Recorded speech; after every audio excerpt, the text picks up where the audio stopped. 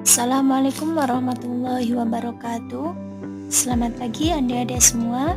Kembali lagi di pembelajaran Pendidikan Agama Islam dan Budi Pekerti kelas 9, materi tentang akikah dan kurban menumbuhkan kepedulian umat. Assalamualaikum warahmatullahi wabarakatuh.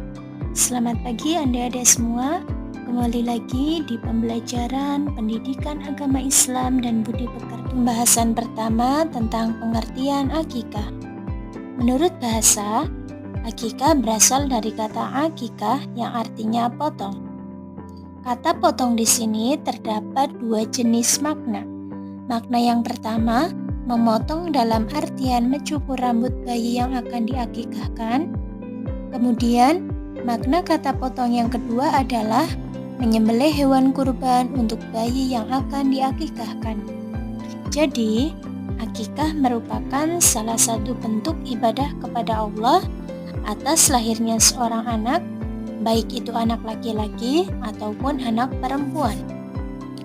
Kemudian, hukum dan waktu pelaksanaan akikah. Hukum akikah, menurut pendapat yang paling kuat, hukumnya adalah sunnah muakkadah.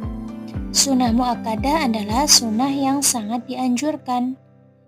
Ini adalah pendapat jumhur ulama. Ini juga berdasarkan anjuran dari Rasulullah SAW dan praktik langsung oleh Rasulullah. Kemudian, yang kedua ada waktu pelaksanaan akikah. Disunahkan melakukan akikah pada hari ke-7 dari kelahiran. Bila akikah tidak bisa dilakukan pada hari ke-7, disunahkan dilakukan pada hari ke-14, dan bila tidak bisa, maka lakukan pada hari ke-21. Selanjutnya tentang ketentuan hewan akikah. Bagi orang tua yang ingin mengakikahkan anaknya, membutuhkan hewan akikah yang penting sebagai syarat dalam melakukan akikah. Hewan akikah yang diperlukan untuk bayi laki-laki berbeda dengan hewan akikah untuk anak perempuan. Pada akikah anak laki-laki, dianjurkan atau disunahkan dengan 2 ekor kambing. Sedangkan bagi anak perempuan, maka akikahnya hanya dengan 1 ekor kambing atau domba yang telah memenuhi syarat sebagai hewan akikah. Pembahasan selanjutnya tentang kurban. Kurban dalam Islam juga disebut dengan al-udhiyah dan ad-dahiyah, yang berarti binatang sembelihan seperti unta, sapi, dan kambing yang disembelih pada hari raya Idul Adha dan hari-hari tasyrik sebagai bentuk taqarrub atau mendekatkan diri kepada Allah. Yang kedua tentang dalil disyariatkannya kurban. Terdapat di Al-Quran, salah satunya di Quran surat Al-Kautsar ayat 1-3 yang berbunyi, Bismillahirrahmanirrahim, Inna a'tainakal kautsar fasholli li rabbika wanhar inna syani'aka huwal abtar, yang artinya, sesungguhnya kami telah memberikan kepadamu nikmat yang banyak, maka dirikanlah sholat karena Tuhanmu dan berkurbanlah. Sesungguhnya orang-orang yang membencimu dialah yang terputus. Yang ketiga, hukum berkurban dan ketentuan binatang untuk kurban. Ibadah kurban hukumnya adalah sunnah muakkadah, yaitu sunnah yang sangat dianjurkan. Bagi orang yang mampu melakukannya lalu ia meninggalkan hal itu, maka ia dihukumi makruh. Hal ini berdasarkan hadis yang diriwayatkan oleh Bukhari dan Muslim bahwa Nabi SAW pernah berkurban dengan 2 kambing kibas yang sama-sama berwarna putih kehitam-hitaman dan bertanduk. Beliau sendiri yang menyembelih kurban tersebut dan membacakan nama Allah serta bertakbir. Yang kedua, tentang ketentuan binatang untuk kurban. Binatang yang boleh untuk kurban adalah sapi, unta, dan kambing. Untuk selain yang 3 jenis ini tidak diperbolehkan. Allah berfirman, di Quran surat Al-Hajj ayat 34 yang artinya supaya mereka menyebut nama Allah terhadap binatang ternak yang telah dianugerahkan Allah kepada mereka. Dan dianggap memadai berkurban dengan domba yang berumur setengah tahun, kambing Jawa yang berumur 1 tahun, sapi yang berumur 2 tahun, dan unta yang berumur 5 tahun, baik itu jantan ataupun betina. Selanjutnya tentang waktu penyembelihan hewan kurban. Untuk kurban disyaratkan tidak disembelih sesudah terbit matahari pada hari Idul Adha.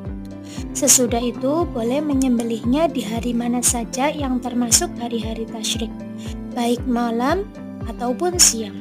Setelah 3 hari tersebut tidak ada lagi waktu penyembelihannya. Ada hadis yang menjelaskan tentang waktu penyembelihan kurban, yaitu hadis riwayat Bukhari dan Muslim, yang artinya barang siapa yang menyembelih sebelum sholat, maka sesungguhnya ia menyembelih untuk dirinya. Dan barang siapa yang menyembelih setelah sholat dan khutbah, sesungguhnya ia telah sempurnakan dan ia mendapat sunnah umat Islam. Pembahasan terakhir tentang hikmah akikah dan kurban. Yang pertama, hikmah akikah. Menghidupkan sunnah Nabi Muhammad SAW dalam meneladani Nabiullah Ibrahim alaihissalam tatkala Allah Subhanahu wa taala menebus putra Ibrahim yang tercinta, yaitu Ismail alaihissalam. Kemudian akikah merupakan tebusan hutang anak untuk memberikan syafaat bagi kedua orang tuanya kelak pada hari perhitungan. Yang terakhir, merupakan bentuk taqarrub atau pendekatan diri kepada Allah Subhanahu wa taala sekaligus sebagai wujud rasa syukur atas karunia yang dianugerahkan Allah dengan lahirnya sang anak. Kemudian, hikmah kurban.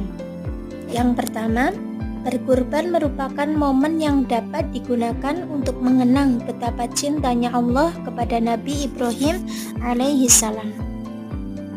Kemudian yang kedua, bukti nyata bahwa kita sebagai hamba Allah yang bertakwa.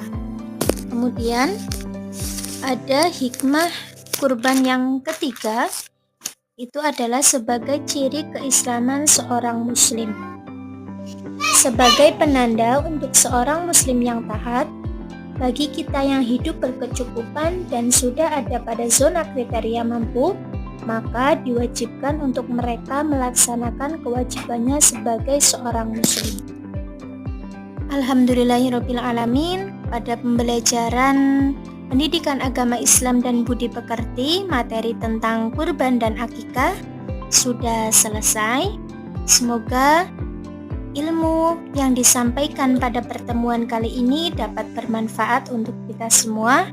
Amin amin ya robbal alamin. Sampai jumpa di pertemuan selanjutnya. Terima kasih. Wassalamualaikum warahmatullahi wabarakatuh.